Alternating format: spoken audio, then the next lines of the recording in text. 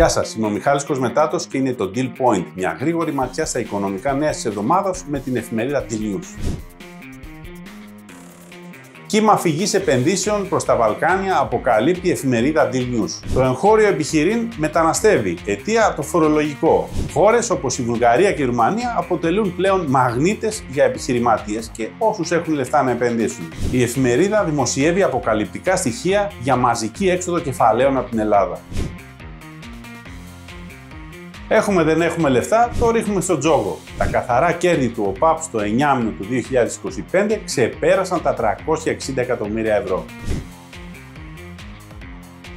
Για 6 μεγάλες παγίδες που υπάρχουν για χιλιάδες μικρομεσαίες ελληνικές επιχειρήσεις αλλά και για τις λύσεις αυτών των προβλημάτων, μιλάει στην εφημερίδα Deal News ο πρόεδρος του Επαγγελματικού Επιμελητηρίου Αθηνών Γιάννης Χατζηθεοδοσίου. Ο κύριος Χατζηθεοδοσίου προέταξε συγκεκριμένα την εκρηκτική αύξηση του λειτουργικού κόστους, τη μείωση της κατανάλωσης, τη χαμηλή ρευστότητα, το υψηλό ιδιωτικό χρέος, τις δυσανάλογες φορολογικές επιβαρύνσεις και την ανεπαρκή στήριξη της πολιτείας προς τις μικρομεσαίες επιχειρήσεις της χώρας. Αναφέρει ακόμη ένα πακέτο αντίστοιχων προτάσεων το οποίο δημοσιεύεται στο dealnews.gr.